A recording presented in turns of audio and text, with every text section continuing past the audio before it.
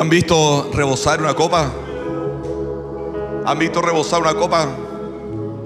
Le han echado una bebida, han sobrepasado los límites. ¿Han visto cómo rebosa esa copa? ¿Qué representa una copa rebosada?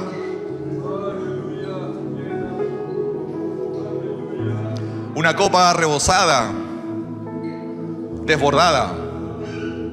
No sé yo los tiempos que demore en llegar a sus límites normales. No lo puedo controlar. Me desespero. Se va a ensuciar todo. Todo lo que tenía preparado se va a ensuciar porque la copa está rebosando. No hay límites. No hay límites. No hay límites. Cuando empezamos la adoración, este culto, una de las alabanzas que decía: ante la presencia de Dios, ¿se recuerdan? El miedo calla. El miedo calla. ¿Por qué calla el miedo? Porque está ante la presencia del Señor. ¿Qué más calla? El pecado calla. La murmuración calla. Todo lo que está en tinieblas calla. Pero ¿cuál es el problema? Que solo calla.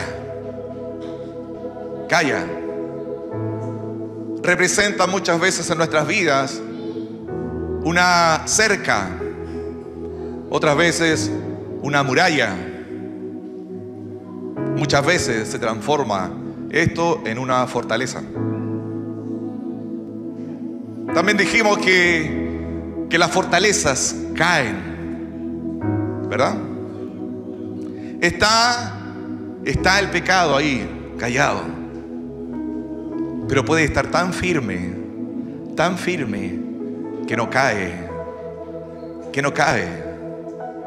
Recuerde cuando Israel rodeó la ciudad prometida.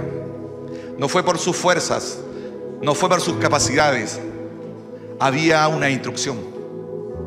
¿Cuándo cae esta fortaleza? ¿Cuándo caen estas murallas? Después lo cantamos nuevamente. Transfórmame en el silencio. Tal vez estamos aquí. Tal vez el miedo está callado. El muro tal vez esté firme. Y estamos empezando a decirle al Señor que haga algo para que ese muro, esa fortaleza que está callada pero que está, se caiga. Se caiga. Cuando esa fortaleza se cae, ese miedo, ese pecado se cae de mi vida, de tu vida, de nuestras vidas, Dios puede hacer algo en nosotros y puede rebosar esa copa.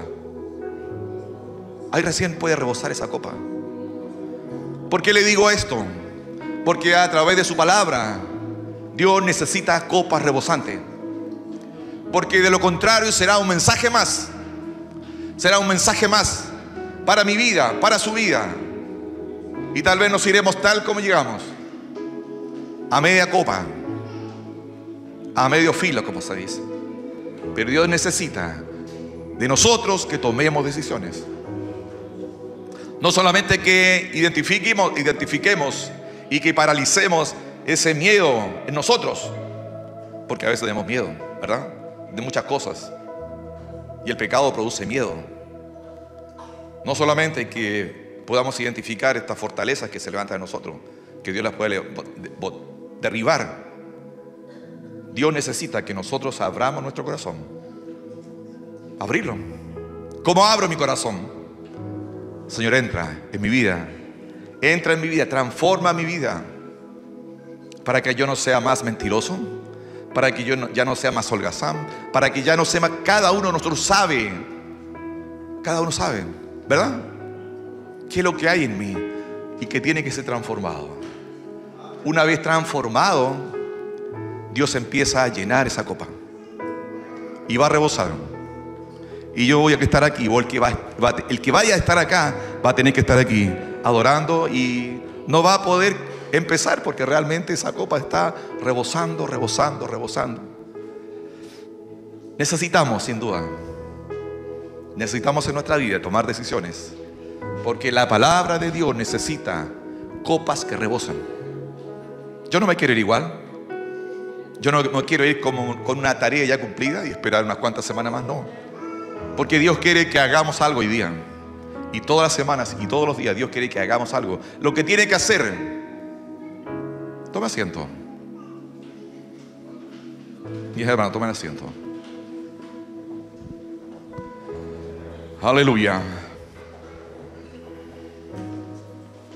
Están más juntitos, se ven más juntitos, se ven más hermosos. Como decía mi hermana, sean muy bienvenidos los que están por primera vez, por segunda, por tercera. Nuestras visitas, nos sentimos honrados de tenerle acá en nuestra casa, su casa. Amén. Libro de los Hechos. Sé que la clase de Hebrón está a full trabajando con el libro de los Hechos. Así como el Génesis es el inicio de la creación, el libro de los Hechos es el inicio de la iglesia gloriosa. Esa iglesia redimida, esa iglesia construida en la roca que es Jesucristo. Esa iglesia que un día ocupará ese sitial de privilegio para los que han creído en Cristo Jesús. Y nosotros somos parte de esta iglesia amada que avanza. ¿Sabe usted que la iglesia no descansa? Porque a Dios le plació en su diseño perfecto crear una órbita rotativa y de traslación donde la tierra está en permanente movimiento. Y gira, si no me equivoco, alrededor del sol. Y está generando a cada instante un nuevo amanecer, un nuevo anochecer. A cada segundo, a cada menor tiempo hay un nuevo amanecer y se están renovando las misericordias de cada día. Así como a cada instante está ocurriendo algo malo en la tierra, Dios está agregando a la iglesia a los que han de ser salvos. Está sucediendo ahora. No para la iglesia avanza. Por tanto, nosotros no podemos detenernos. Y Dios, a través de su palabra, quiere que nosotros cumplamos su mandato. Y la iglesia en el libro de los Hechos, esta iglesia primitiva, esta iglesia apostólica, esta iglesia creciente de la cual nosotros somos parte, tiene que cumplir un mandato como el que cumplieron los patriarcas, esos que empezaron, los que iniciaron la iglesia del primer siglo. Pedro, Juan, Jacobo, Andrés, Bartolomé, etc. Ahí se fundó la iglesia, con esos hombres. Dios permitió la dispersión, los despatriados, y empezó la palabra de Dios. Y Cristo se les aparece a estos hombres, ahí en el capítulo 1, donde está la cita. Capítulo 1, en el verso 8.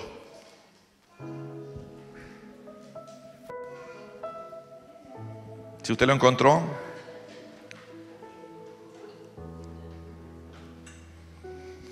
¿Qué dice el verso 8?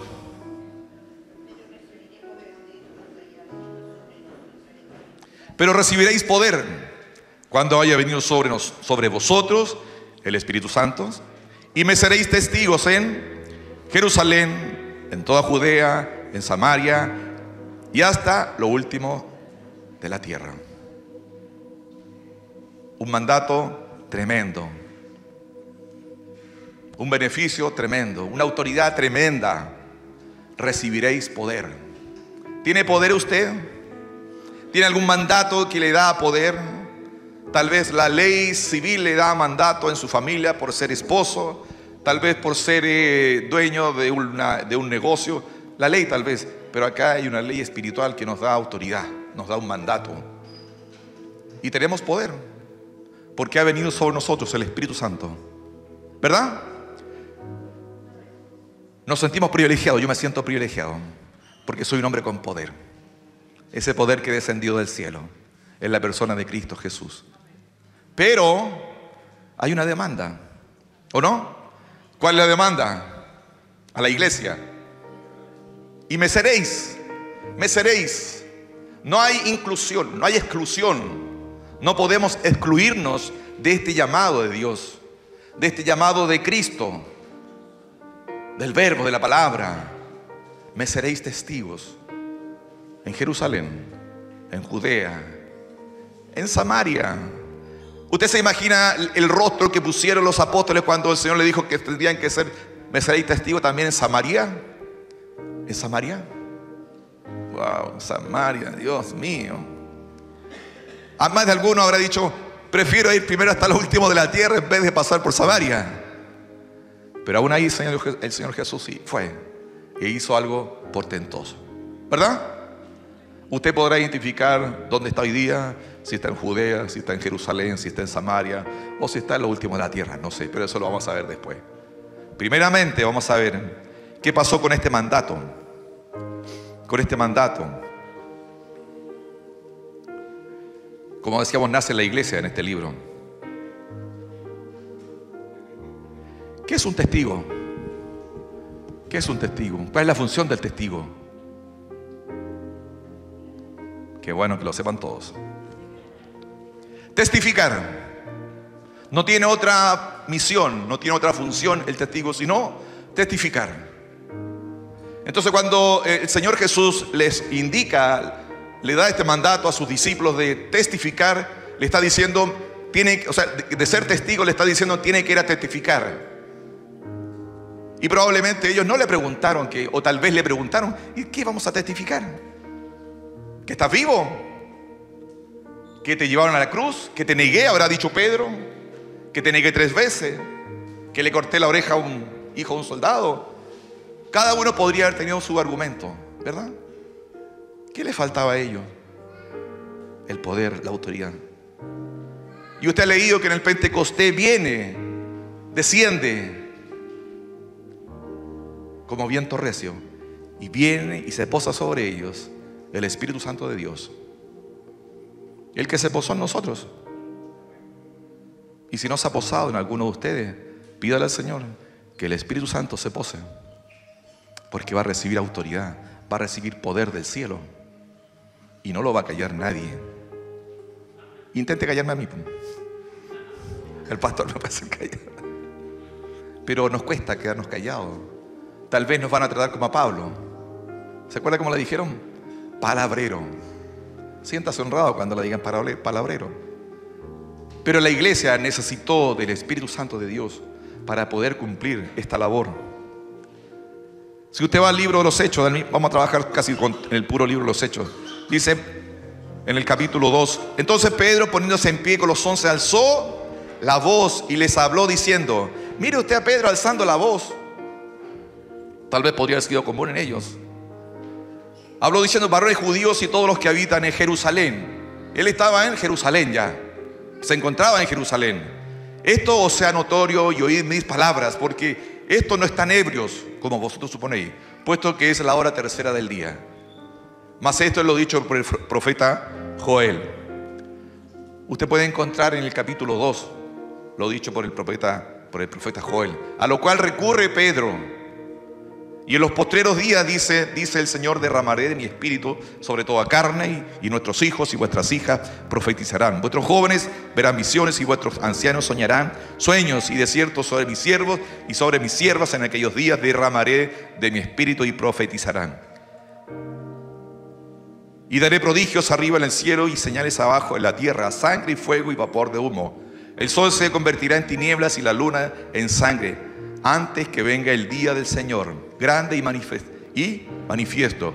Y todo aquel que invocare el nombre del Señor será salvo. ¿A quién le está hablando aquí? ¿A quién le está hablando? A Israel. ¿Por qué le está hablando a Israel?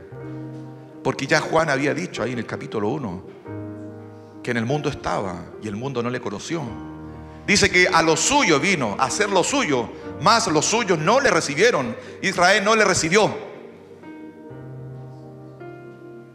Pero le está hablando a Israel, a los judíos. Por eso le dice, y todo aquel que invocare el nombre del Señor, le está mostrando el día del Señor, el día postrero. No está hablando todavía a los gentiles. No está hablando del día que viene por la iglesia amada. Todavía no. Este es el día del Señor. Y vendrá el día del Señor por Israel, porque ama a Israel. Y los que invoquen el nombre del Señor será salvo. Una tremenda responsabilidad sobre Pedro, sobre sus hombros, pero consciente de lo que representaba. que ellos no declararan al Señor, a Jesucristo, que no le invocaren. El propósito, salvar a Israel, ya lo estaba cumpliendo. Cuando usted va al mismo texto, ahí puede ver la vida de los primeros cristianos. Ya el mandato estaba para Israel. Ya Pedro les testificó de la función, de lo que tenían que hacer el pueblo.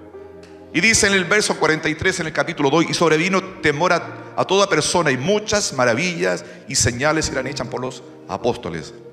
Todos los que habían creído estaban juntos y tenían en común todas las cosas, y vendían sus propiedades y sus bienes y los repartían a todos según la necesidad de cada uno. Y perseverando, dice, perseverando unánimes cada día en el templo y partiendo el pan en las casas, comían juntos con alegría y sencillez de corazón, alabando a Dios y teniendo favor de todo el pueblo. Y el Señor, dice, añadía ¿a qué? A su amada iglesia, a los que habían de ser salvos. Ya no solamente le hablaba a Israel, ya, sino que le estaba hablando a la iglesia, a la cual nosotros somos parte, a la cual un día Dios nos agregó, a la cual un día alguien testificó. No solamente de los milagros que representa el estar acá, no solamente el cambio que produjo en nuestras vidas, sino todo lo que implica servir y seguir a Cristo, ¿verdad?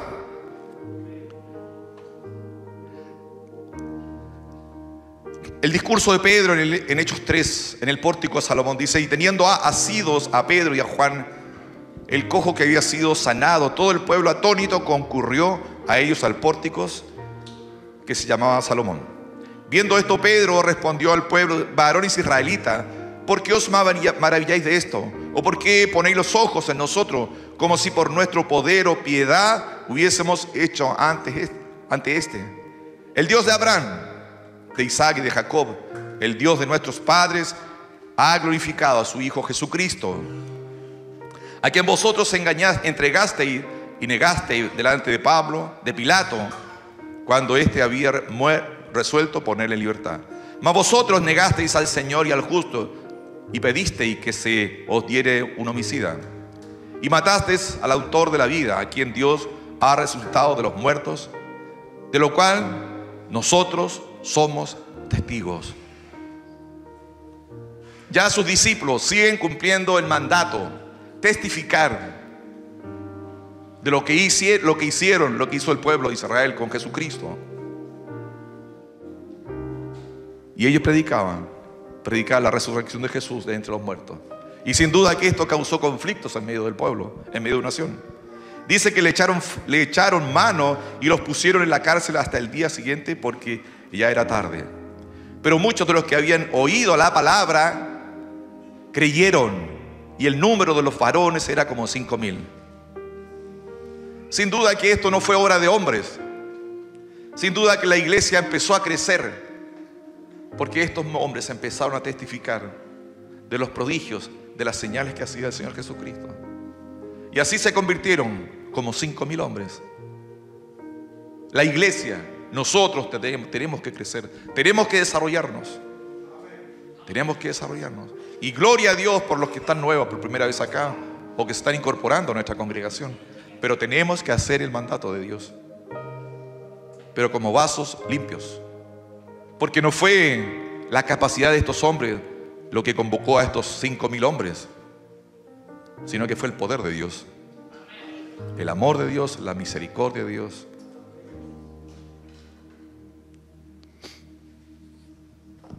Dice el verso 9: puesto que hoy se nos interroga acerca del beneficio hecho a un hombre enfermo, de qué manera éste haya sido sanado, sea notorio a todos vosotros y a todo el pueblo de Israel que en el nombre de Jesucristo de Nazaret, a quien vosotros crucificasteis y a quien Dios resucitó de los muertos, por él este hombre está en vuestra presencia sano. Y me seréis testigos, testificando. Cuando usted y yo testificamos, ocurren cosas maravillosas. Su conversión, mi conversión, se produjo por un testimonio. Somos un milagro de Dios en este lugar, porque alguien testificó a nuestras vidas.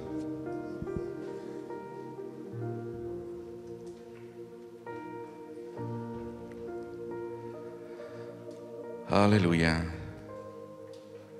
Aquí aparece Saulo, porque la iglesia testificó en Jerusalén, pero tenía que también testificar en Samaria, en Judea y hasta lo último de la tierra.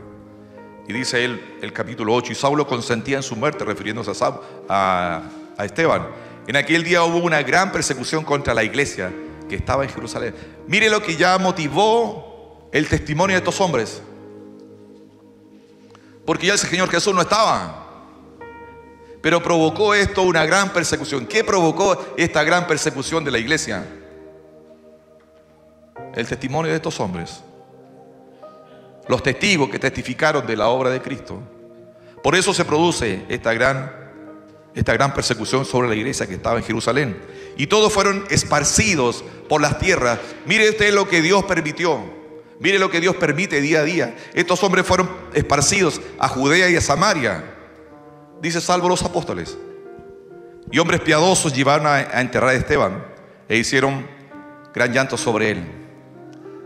Cuando los hombres fueron a predicar a Samaria, dice, pero los que fueron esparcidos iban por todas partes anunciando el evangelio.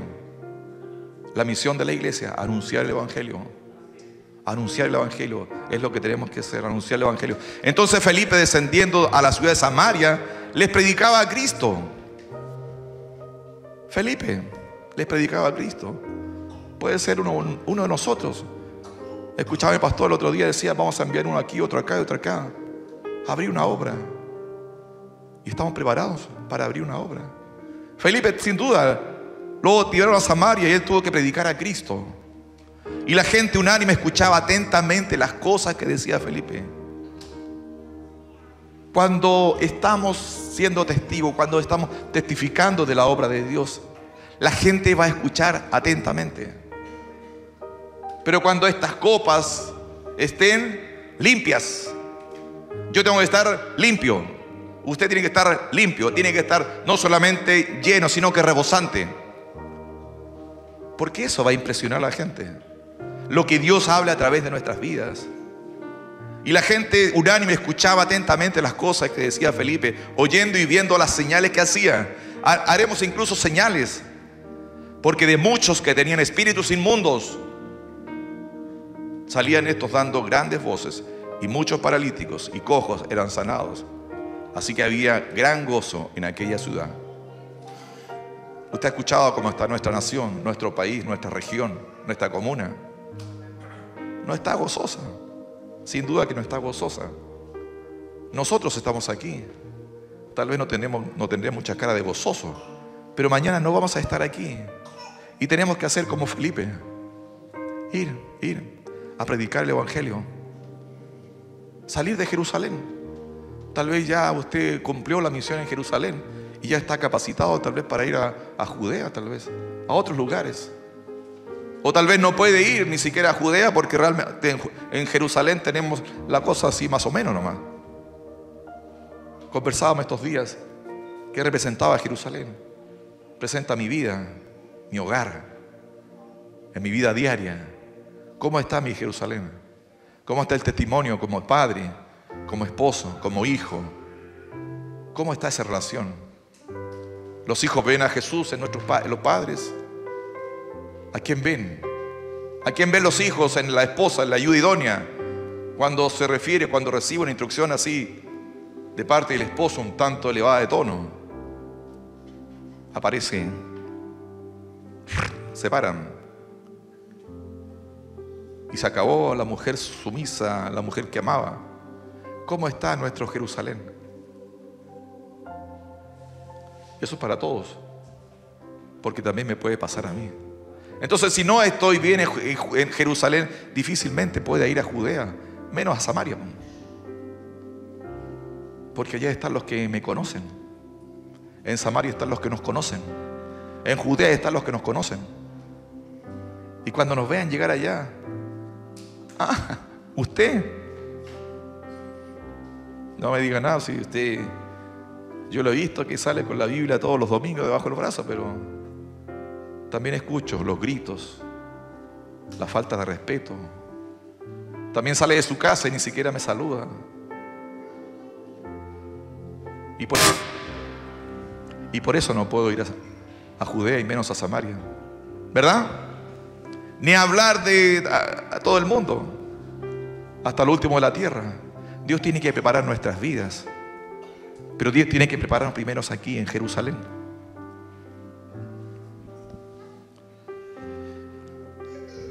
Dice, cuando Saulo llegó a Jerusalén, trataba de juntarse con los discípulos, pero todos tenían miedo, no creyendo que fuese discípulo. Cuando Bernabé, tomándolo, lo trajo a los apóstoles y le contó cómo Saulo había sido visto en el camino del Señor, el cual le había hablado, y cómo en Damasco había hablado valerosamente en el nombre de Jesús. ¿Usted se ha encontrado alguna vez hablando valerosamente en el nombre de Jesús después de su conversión? Tal vez se remueve el baúl de los recuerdos, se va a encontrar que sí. Una vez yo recuerdo, sí, que había un hombre endemoniado y me puse sobre él y lo reprendí en el nombre de Jesús, y el hombre y vivió varios años más. Pero me queda solamente ese recuerdo, porque hoy día tal vez no estoy en condiciones de ir a testificar, porque han pasado 5, 10, 15 o 20 años y ya solamente estoy esperando que venga el Señor por su iglesia, apelando, o que venga por mi vida. No puedo hacer lo que hizo Saulo. Y estaba, dice, con ellos en Jerusalén, y entraba y salía, y hablaba denodadamente en el nombre del Señor. ¿Se imagina un hombre hablando denodadamente que perseguía a la iglesia? Porque este hombre fue transformado. Nosotros tenemos que hablar con denuedo. Nosotros tenemos que regularmente estar aquí preparándonos para hablar denodadamente del Evangelio de Cristo. No podemos ir así a ver, sí, Jesús te salva, arrepiéntete de tus pecados. No, porque Dios hoy día nos está colocando en lugares distintos. Hoy día nuestros hijos están yendo a la universidad, nuestros hijos se están relacionando con profesores de mucha educación, que no se van a tragar uno así tan simple. Ya hay profesionales, ya hay hermanos que están en lugares, en sitiales donde antes era imposible que el Evangelio pudiera llegar.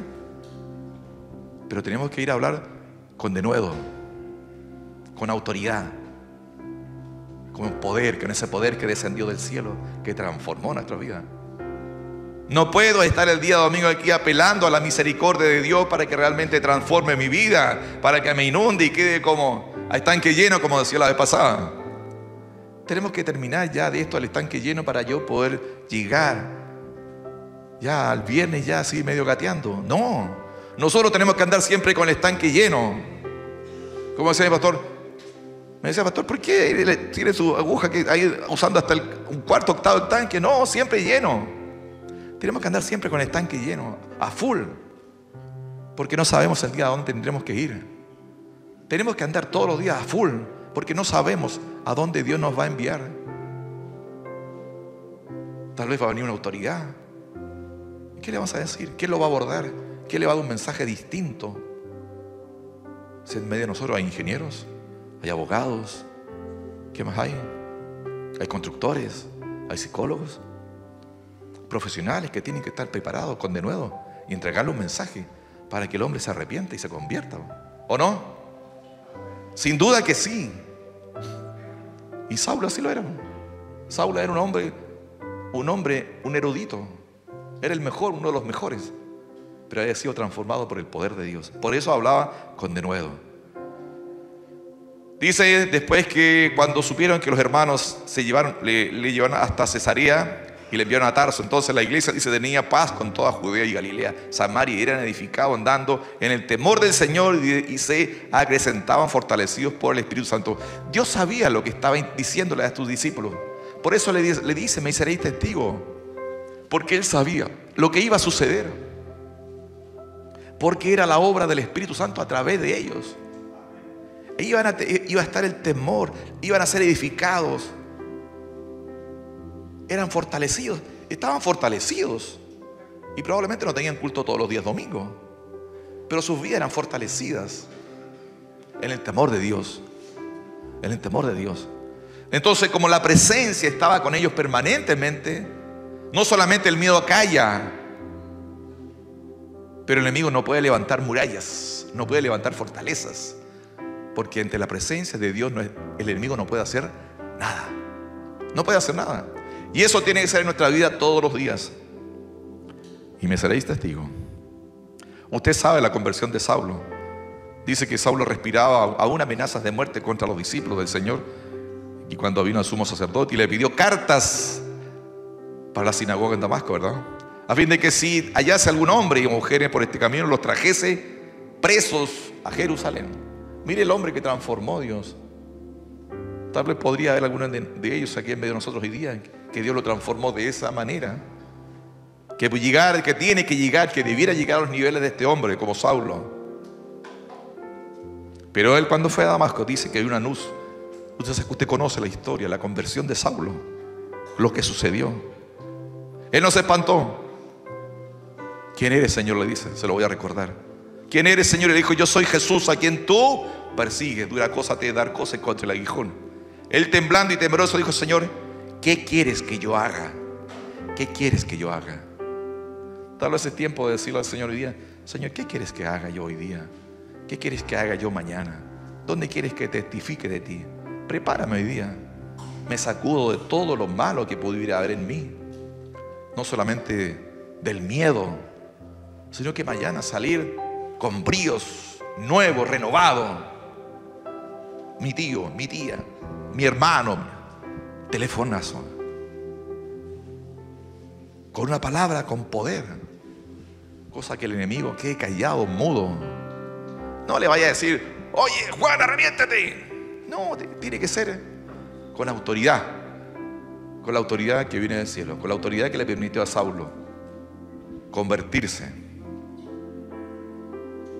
Amén. En el 15 dice: el Señor le dijo: ve, porque instrumento escogido me es este, para llevar mi nombre en presencia de los gentiles y de reyes y de los hijos de Israel. ¿Se da cuenta el plan de Dios? El plan de Dios que tiene para cada uno de nosotros.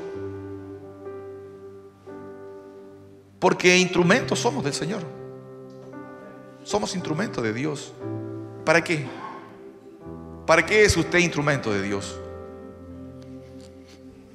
Si usted puso una sonrisa, porque si estoy siendo muy fuerte, hágame así, pero sonría, Dios le ama. Sonriamos porque Dios nos ama. Ve, instrumento me es este, para llevar mi nombre en presencia de los gentiles. Donde usted esté, donde yo esté. Mi pastora comunicaba algo. ¿Ustedes se acuerdan que dijo sobre un hombre ebrio que estuvo en el funeral ahí, que terminó en llantos? Bueno, y también me acordé de lo mío. Ahí estamos, llegamos a la iglesia. Ya no saben quién se apareció al frente ahí. Ya le voy a decir no le quiero decir el cura, pero bueno, el cura ya, de la iglesia. Todo ceremonial así.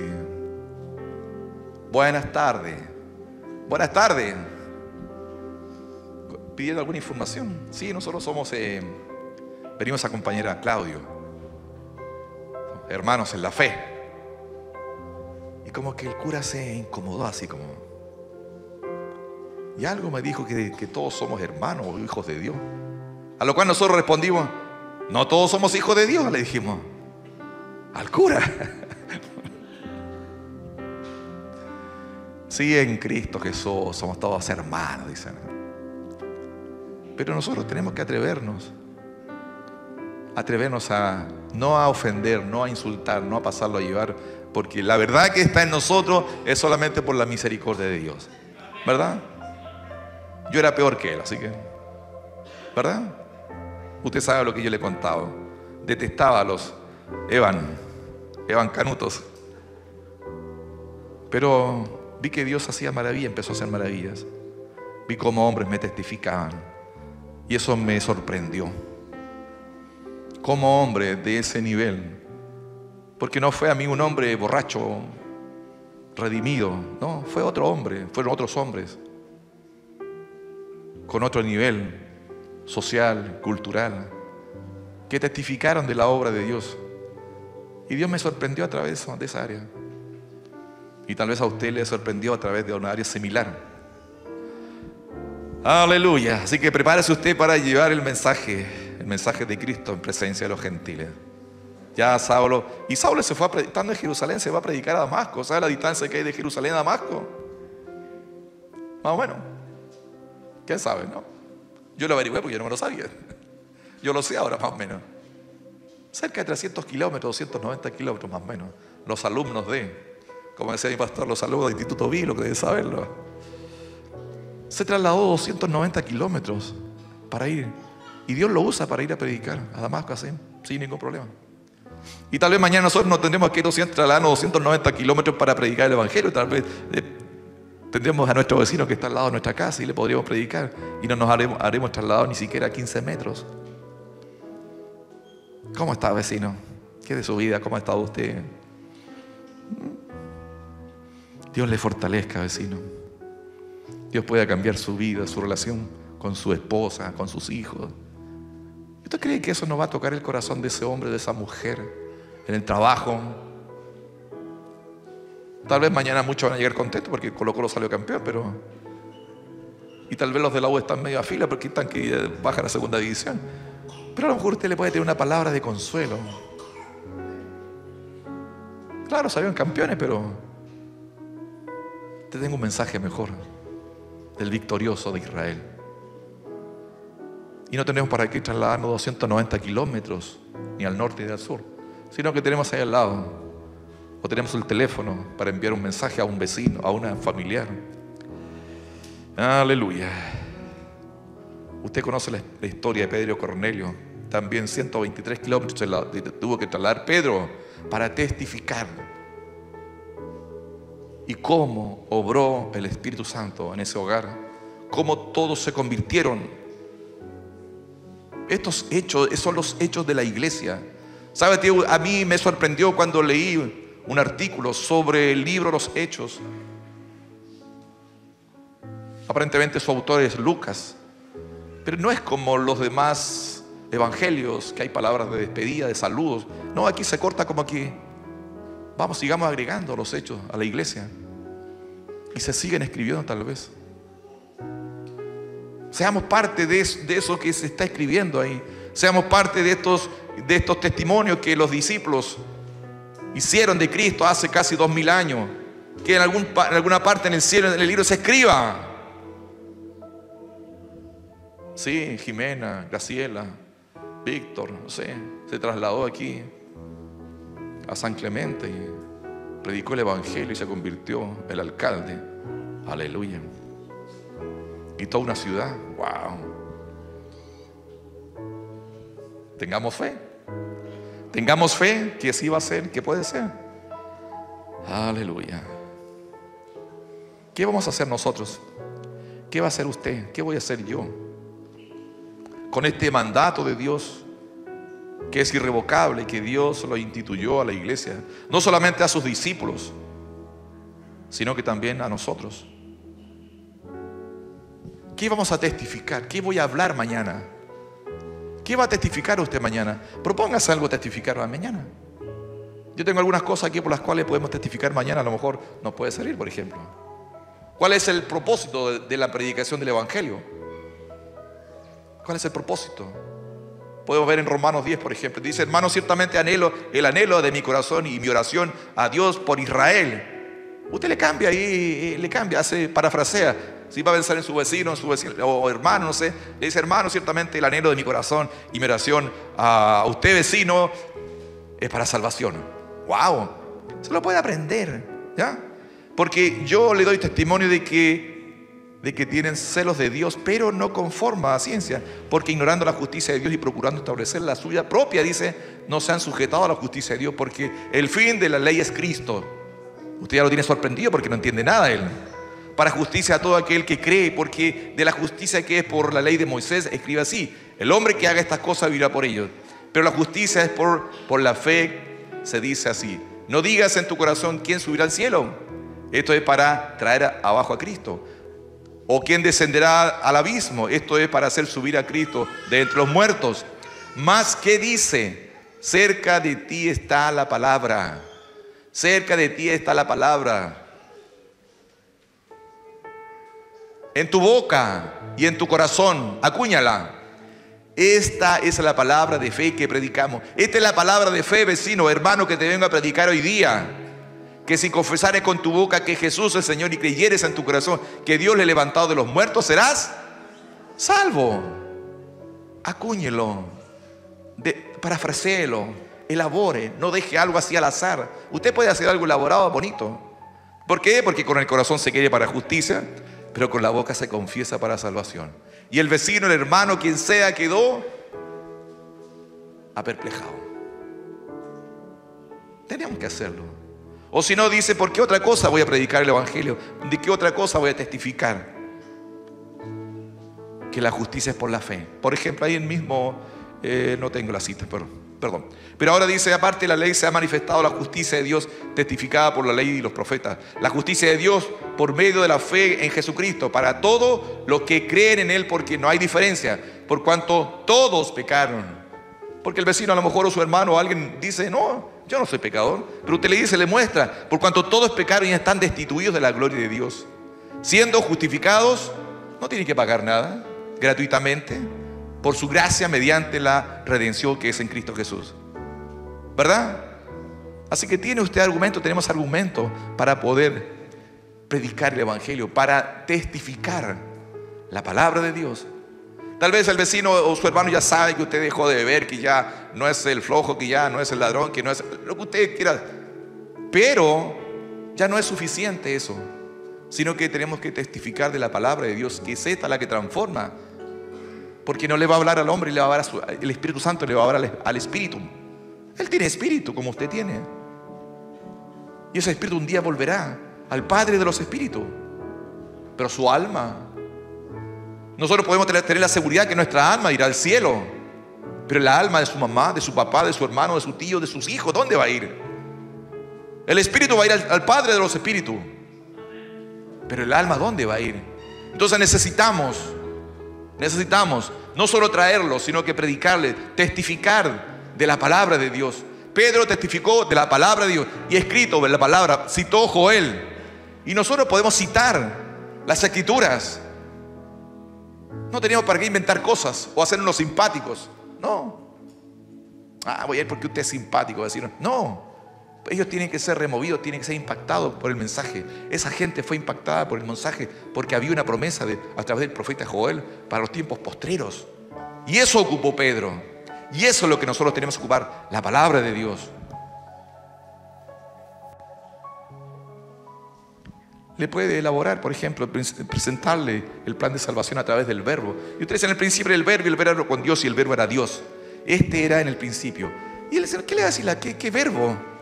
Cristo es el verbo, la palabra es el verbo. Que la palabra se manifestó a nuestras vidas, se hizo carne y vino a salvar lo que se había perdido. Que esto que estaba reservado para Israel alcanzó a nosotros, a los gentiles. Tenemos suficiente palabra para poder llevarla, para poder testificar.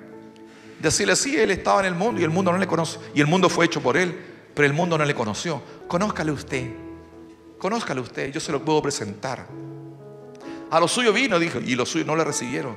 Mas a todos, vecino, hijo, hermana, a todos, si tú le recibes hoy, si tú crees en su nombre, te va a dar potestad de ser hecho hijo de Dios. Así caí yo. Así caí yo, hermano. Y usted lo sabe, así caí yo.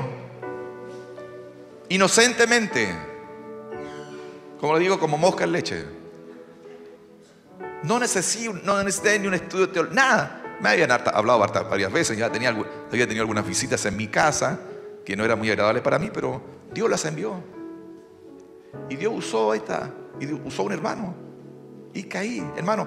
Cuando Dios quiere hacer algo con el hombre, dice que Él va a añadir a la iglesia día a día. No crea porque si usted va 1, 2, 5 veces ya no se desanime. Porque el diablo lo va a desanimar. No sé cuánto tiempo insistieron con usted, pero conmigo tuvieron que insistir 12 años. Hasta que me enviaron volando abajo. Y caí. Caí en las mejores redes, en los mejores brazos. Sí, amén, po. No esté aquí porque están los demás. No esté aquí porque no tengo que hacer otra cosa el día domingo. No esté aquí para cargarle estanque y tener combustible para mediados de semana. No. esté aquí para adorar, para adorar a Dios. Que esta copa se rebose y que, ya pues hermano, tenemos que ir, son las 12 de la noche ya pues. Que no estemos pensando que tengo que ir a ver esto, que tengo que ir a hacer este otro, que tengo hambre. No, no lo podemos hacer. ¿Sabe por qué no lo podemos hacer? Seguramente tenemos algunos problemitas. Mi hermana testificaba el otro día, vio un ángel. Dice que está al lado. Se hizo a un lado porque pensó que alguien le había topado y estaba sola. Cuando nos juntamos los días viernes acá, que deberíamos estar todos, suceden cosas maravillosas, ¿o no? Amén, ve. Escúchelo, mi hermana Graciela dijo amén. Créale. ¿Conoce eso, hermana Graciela? Conózcala.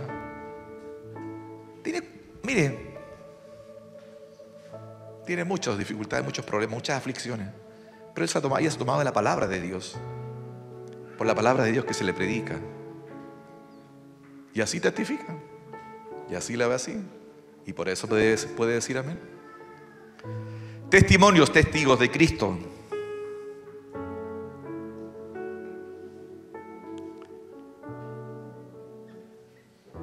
Pablo le dice a Timoteo: doy gracias a Dios, al cual sirvo desde mis mayores con limpia conciencia, de que sin cesar me acuerdo de ti en mis oraciones día y noche, deseando verte y al acordarme de tus lágrimas para llenarme de gozo, trayendo a la memoria la fe no fingida, dice, que hay en ti, la cual habito primero en tu abuela Loida y en tu madre Eunice. Estoy seguro que en ti también.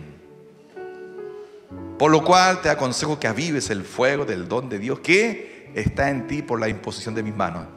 Porque no nos ha dado Dios espíritu de ¿qué? De cobardía, sino de poder. Ese poder que le dijo el Señor Jesús a sus discípulos: y recibiréis poder, y me seréis testigos.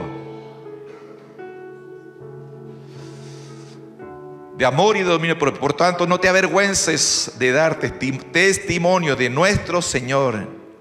No se avergüence, no nos avergoncemos.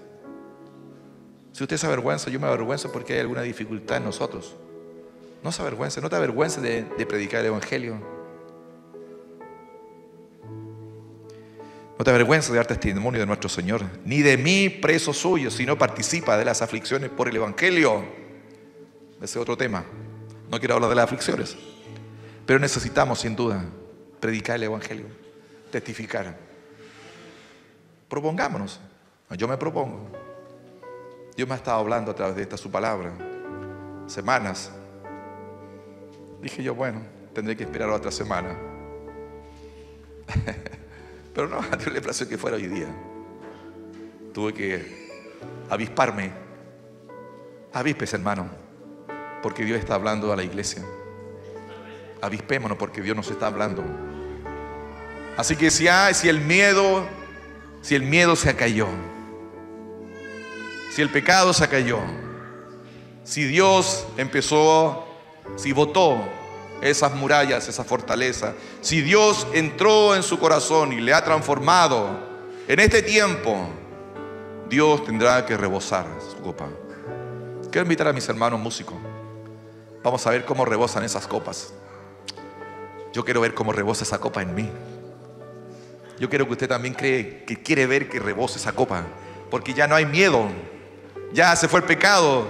Ya usted en este tiempo le dijo: Señor, entra en mí, transfórmame. Y ahora le vamos a decir que rebose. Y vamos a tener que pararlo porque tenemos que seguir. Pero usted va a ser tan rebosante. ¿No lo cree? Créalo.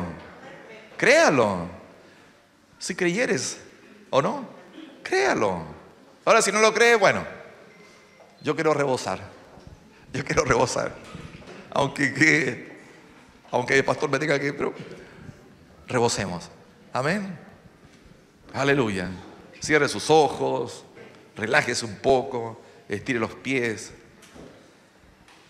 Y Dios seguirá haciendo algo en nuestras vidas. Porque Dios empezó a hacer algo hoy día. Y Dios lo quiere finalizar. Amén. Y no solamente está llenando el estanque para llegar hasta miércoles o jueves a media, sino para que estemos preparados día a día. Y mañana no nos vamos a avergonzar. de predicar el Evangelio de Jesucristo. Amén. Así que propongámonos evangelizar, testificar de lo que Cristo. No nos quedemos en Jerusalén. Y si hay algo que no hemos arreglado en Jerusalén, arreglémonos. Pero vamos, atrevámonos a ir a Judea, atrevámonos a ir a Samaria, atrevámonos a ir hasta lo último de la tierra. Hay que ir. Escuchaba hoy día en la mañana a una maestra de la escuela de la familia y nos mencionaba a unas niñas que asistían a nuestra escuela, a la familia, en la calle. Y nosotros el día domingo las traíamos acá. Las traíamos, nos esforzábamos. Hebrón juntaba los recursos, se le pagaba a alguien para que los trajera y los llevara. Hoy día no lo hacemos. Íbamos a retiro. Allá están los niños creciendo. Y tenemos que ir hasta lo último de la tierra, aunque sea hasta aquí, hasta Retiro, aunque sea hasta aquí, hasta las norte. Usted y yo tenemos que ir, tenemos que involucrarnos en la obra de Dios, con la oración, con ofrendar, con ir. Permítale a Dios que rebose su copa. Permítale a Dios que rebose su copa. Si hay algo en usted, dígale: Señor, yo quiero rebosar. Yo quiero ir a hacer el mandato que tus discípulos hicieron. Yo quiero ser parte, yo soy parte de esa iglesia primitiva. No somos de la iglesia reformada, mis hermanos. Somos nosotros los que continuamos. Este libro de los Hechos se sigue escribiendo día a día con los testimonios de aquellos que predican el Evangelio, de aquellos que llevan las buenas nuevas de salvación. Y esos somos nosotros y muchos otros más. Créale al Señor. Dígale que transforme su vida, que transforme mi vida, que me haga de nuevo, que fortalezca mi vida, que ya no quiero ser el mismo. Aleluya. Gloria a Dios.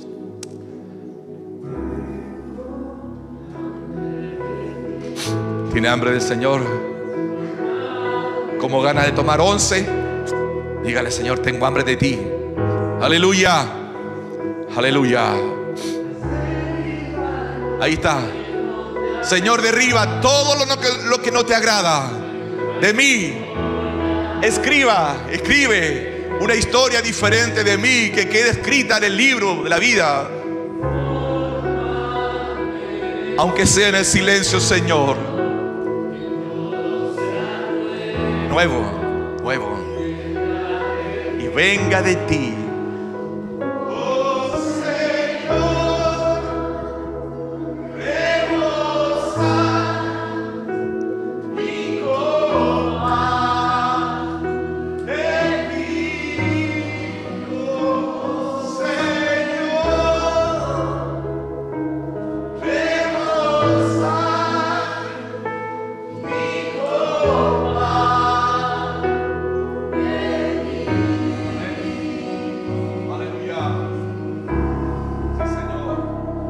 Sí, Señor.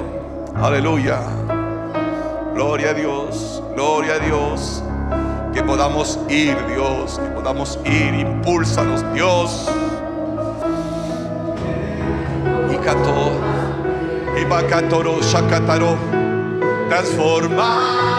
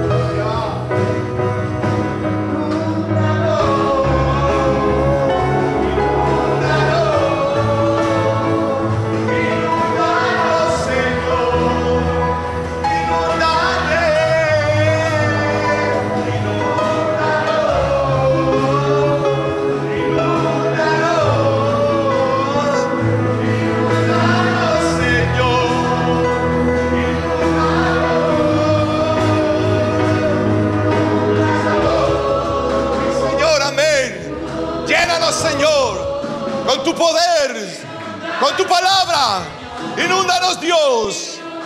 Provoca una inundación espiritual en nuestras vidas, en nuestra familia, en nuestro matrimonio. Provoca una inundación que desborde, que llegue, que salga de Jerusalén, que salga de Judea, que vaya a Samaria, hasta lo último de la tierra. Rebosa, sean rebosados, sean rebosados. Aleluya, aleluya, aleluya. Rebosa, Señor.